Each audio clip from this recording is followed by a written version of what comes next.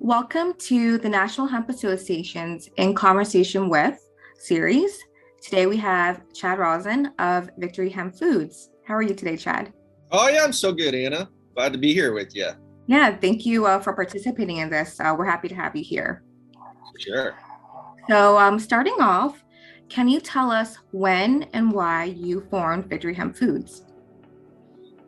Oh boy. When I was a boy, just a small child, and some kids were thinking about becoming firefighters, and I always said I wanted to be a hemp food processor. That's not true. um it's definitely like I think that the why for me really related um to the environment, and there's so much data, and there's so many thoughts and opinions around agriculture and the challenges that we have with agriculture, and so many benefits that hemp can present. And I looked at that as a great opportunity to usher in what I thought was a really scalable commodity to a supply chain that could either have a great impact or cause great harm to our environment. And we see just all the different ways that hemp can be used and how it can displace some of the deforestation that's happening, and reduce chemicals in agriculture, and Soil common. remediation, yeah. It can go And, in so many different avenues. and so I thought that that was just really a great opportunity for me to kind of march in and see if I could bring a supply chain online that would have a positive impact. And so when they passed that 2014 Farm Bill, I hopped to and moved to Kentucky and started working with some farmers, and have always focused on the hemp seed, as I thought it was just the best part of the plant to fuel my daily diet. So yeah. Wow, wonderful. So, Victory Hemp Foods was formed around 2014, 2015, you would say?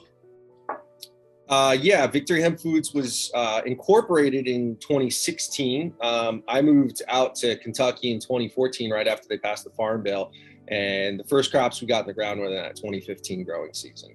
Okay. It took a couple years to figure out which way we were going to go, how we were going to process the hemp seed, which farmers we were going to work with, and how we were going to sell it.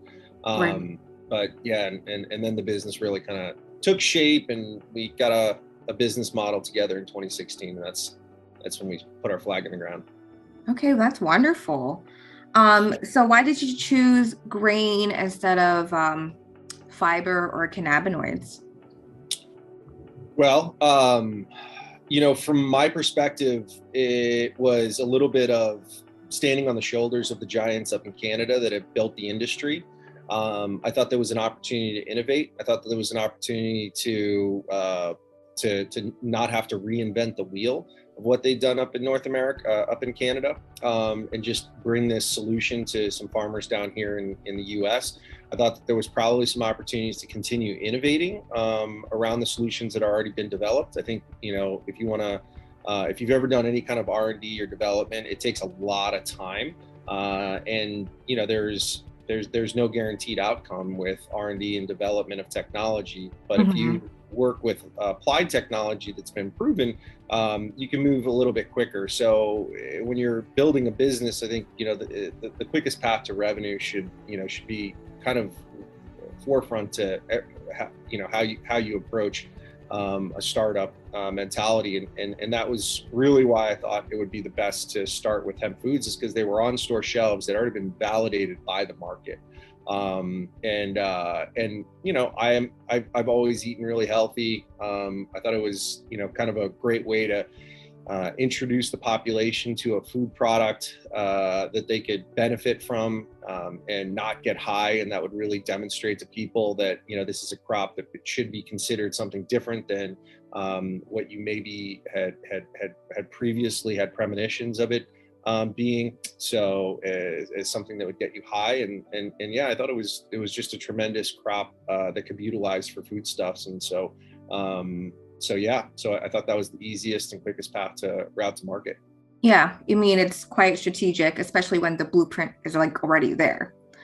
So yes, talking about, you like you said, you already kind of we're living the healthy lifestyle, what are the health and nutritional benefits of hemp hearts and hemp seed oil compared to the other, plant-based? Sure. Yeah, so hemp is an oil seed. It's made up of, when you take off the shell, it's made up of 50% oil and 50% proteins. The beauty of hemp is the oil has a lot of omega-3s in it. It's got the ideal ratio of omega-6 and omega-3s. One of the nice things about polyunsaturated fatty acids, of which the majority of hemp seed oil is that they help to lower the bad cholesterol, so LDL levels can come down if you're incorporating more polyunsaturated fatty acids into your diet. And they make up about 40% of the weight of the hemp seed, even more in the hemp heart. And the ratio of omega-3s and omega-6s is really kind of tight. It's like 2.5 to 1. Most people have 17 times more omega-6s in their system than they need. So it helps kind of bring those in balance. And this has just an enormous amount of implications for autoimmune diseases, inflammation, heart health, brain health. Vitamin E, also known as tocopherols, is an antioxidant that's really great. It has tremendous effects on cardiovascular health. So there's all sorts of benefits from the oil. I think the key one is that those omega-3s are helping reduce inflammation. Inflammation can lead to all sorts of other bodily disorders, and I think the other really kind of exciting part is that omega-6s, when they're too high, they can lead to our bodies kind of falling out of whack in terms of our hormones.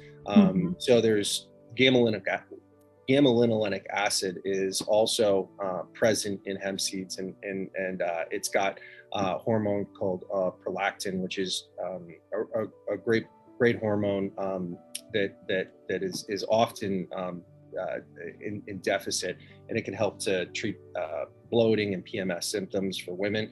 So that's kind of an interesting and excellent nutritional aspect. And then the other half of the seed is really a protein. And that protein it's got all 20 amino acids, but it includes the 9 essential amino acids that our body needs because it can't make it themselves. The first limiting amino acid is, of course, lysine, but then it's got a lot of L-arginine, and L-arginine is really essential to humans in the beginning and the end of their lives. So we like that one. It's the precursor to nitrous oxide, and it's just tremendous for folks that are, as I said, at the beginning and end of their life, but also folks that are working out real hard, because it'll help oxygenate our bloodstream, help repair muscles and organs. And then, I think that one of the other things that we always kind of want to think about is there's abundant amount of phosphorus in it, and that phosphorus can really help is a micronutrient in helping us have stronger teeth and bones. So there's a myriad of benefits to incorporating hemp seeds into your diet that I think, Right. So the reason why I even became like a huge advocate for hemp was because of cold pressed hemp seed oil. So growing up in my teens, I had a skin condition called psoriasis. And it was like the back of my neck. So psoriasis, they don't know what the cause of it, but it's just like dry skin, almost like eczema. And it was extremely painful. So I was, doing a ton of research, like, how do I get rid of this? And I want to say, fast forward 5-6 years, I stumbled upon hemp seed oil, and I started incorporating that because I was also vegetarian, as like dressing and whatnot. And I want to say in less than 30 days, I'm not sure if these two are related, but when I started ingesting hemp seed oil and using it daily, my psoriasis disappeared. Wow. So that was like the only thing that I can think of that changed. So like I had it since I was 15, and then 10 years later, I start taking hemp seed oil, and it just started to disappear. So I was like, what is this? So yeah, I'm a huge advocate for hemp hearts and hemp seed oil for, one of those reasons. So I'm not sure if there's any research that's linked to, you know, psoriasis and hemp seed oil.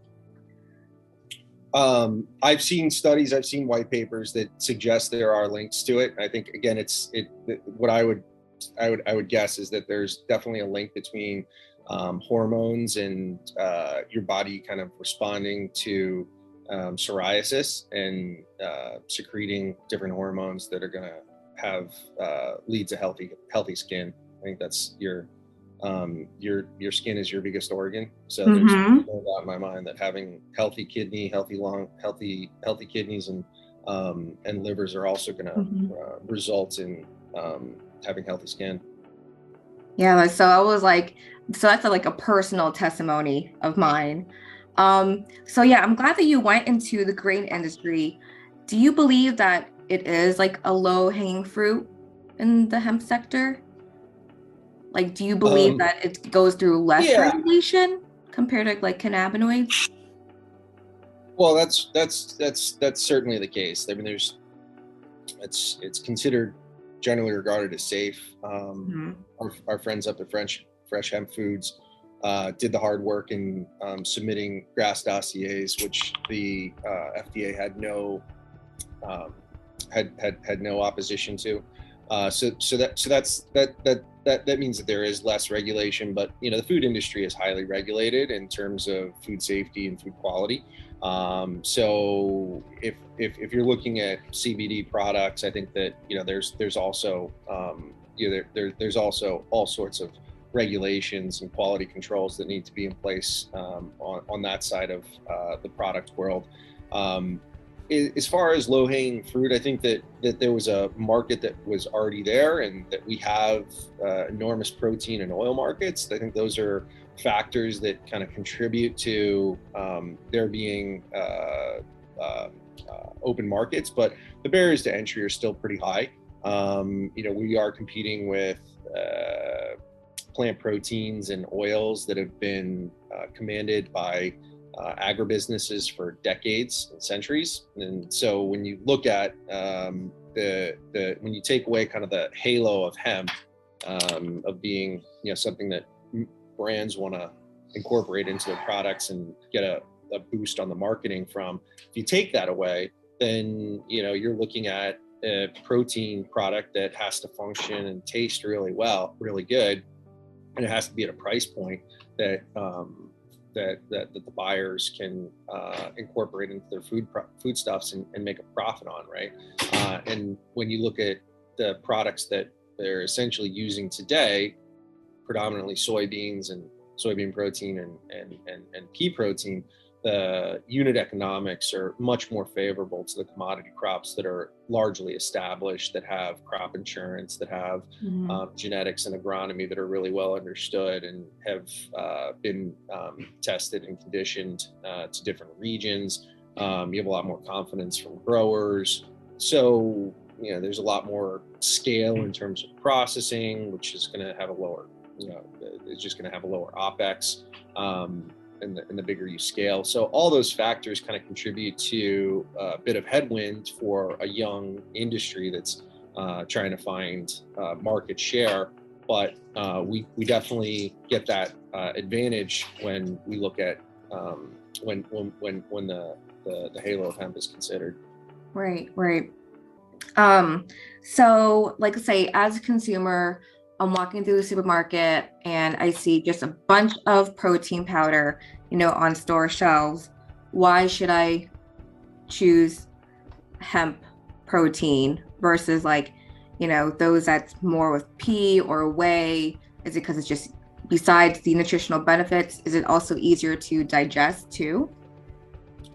I think that's one of the main points. I think that's really attractive about hemp is that it's highly digestible. So it has almost a 1 in terms of its digestibility score. So that means that you're able to use more of the protein. It's more bioavailable in its natural form. So yeah, pound for pound, you're not passing as much through as say a soy or pea protein. So that's kind of an advantage. The other advantage that I don't think you can ignore really is just the flavor. Hemp protein tastes really, really good. The green protein, not so much. It's a little bit green and gritty. It's pretty green and gritty. It has a really strong kind of earthy flavor. But our hemp protein, which is what we call our V70, is just delicious. It's got a slight nutty flavor to it, but it's predominantly pretty bland, so it lends itself to being flavored with whatever the brand is trying to flavor it with. And you don't need all sorts of chemicals to mask flavors, mask bittering agents, and you don't have to uncomfortably chug it down just to get the nutritive qualities. It's something you can actually indulge in. Yeah, right. And so I experimented with different protein powders, and I've been through a lot. And a lot of it is because of the profile taste. I'm like, I can't. No matter, even if I add different like milks, I'm like, it just doesn't work for me. So I'm looking forward to trying your V70. Can you tell us a little bit about your V1 hemp product too? Yeah, sure. The V1 is essentially the fraction of the V70, right? So we start with the hemp part, and then we divide them. We get a mass balance that's pretty well perfectly balanced. What doesn't end up in the oil, which is clear oil, is protein. So we only have a residual oil content in the protein of around 4%, 4 to 5%, and so that oil is all hemp heart oil. It's pretty clear. It has very little chlorophyll in it. It's non-comedogenic, so that means it doesn't make your pores clog. You're getting all those beautiful omega-3s in it. It has a very, very light flavor to it, so it's not like the really strong, typical flavor associated with the green cold-pressed hemp seed oils. And it's wonderful from a nutritive standpoint as well as a formulative standpoint. It can be used in frozen desserts, baked goods, soaps, body lotions, cosmetics, dressings. So yeah, there's all sorts of applications for the V1 that we love seeing. So I was on your website, victoryhempfoods.com, and on one of the pages it says that you guys do have an ingredient specialist. So can you dive more into that? What an ingredient specialist is, or like was it formulas? I forget what it was. Formulators, yeah. I mean, we have food scientists that have played roles as formulators at some of their old companies. We have 2 food scientists on our team. Both of them have their master's degree. One of them was at NC State, and the other one, Joseph, went to Purdue. So they love food. They love food engineering. One of them has a culinary background, which is really kind of interesting. It lends his skill set and his interests really lend themselves well to creating kind of finished goods products, where a lot of food scientists have a lot of interest around kind of the chemical and formulative nature and characteristics, but don't have that culinary lens. So he's really good at working with brands and entrepreneurs who say, hey, we're trying to accomplish X, Y, or Z with your products. Can you tell us what the inclusion rates should be, what the processing parameters might look like? And I think that knocks down the barriers to entry for having our products incorporated into a wider variety of products. It's a little bit like, when you're making a material or a building, whether it's a building material or a food ingredient, you have to give folks the understanding of how to utilize your ingredients or materials in order to be successful. And so if you rely on them to do it, and there's barriers that they have to, or research that they have to do to use your products, there's going to be a lower level of acceptability and incorporation. So we've always been pretty forward about making sure that we're understanding how our ingredients work for different applications, and then providing those tools as a service that we don't charge for to formulators that are looking to understand how they can use our ingredients to win with their customers. So it's a cornerstone of our business. Do you have a certain recipe that's a favorite of yours where you like to incorporate your protein powder or hemp seed oil? I mean, I think the most exotic and like most exciting recipe relates to a hemp burger that Joseph makes for when we have visitors. We'll roll out with a hemp burger, and so he makes meat crumbles, and then combines them into make patties, and it has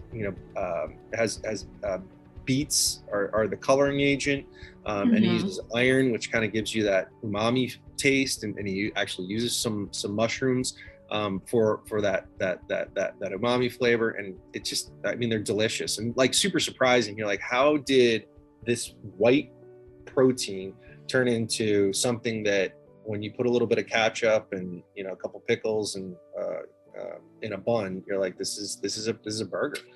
Yeah. So that's a fun one. It's a little bit, it's a little bit, there's a lot going on with that one, so you need some serious skills. But I mean, I'm a home baker. I like doing sourdoughs on the weekends. Oh, do you? Those starters are tough, Chad.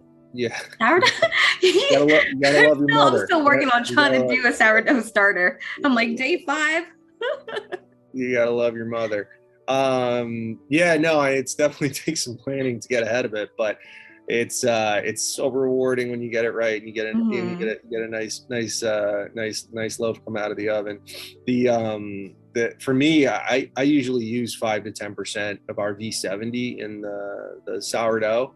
And I mean, sourdough, I don't know, baked at home is just so satiating, right? And then you put a little bit of protein on it. I have a couple slices of bread before I head into the office that have the protein powder in them, with a little bit of butter and jam, and I'm good till lunch.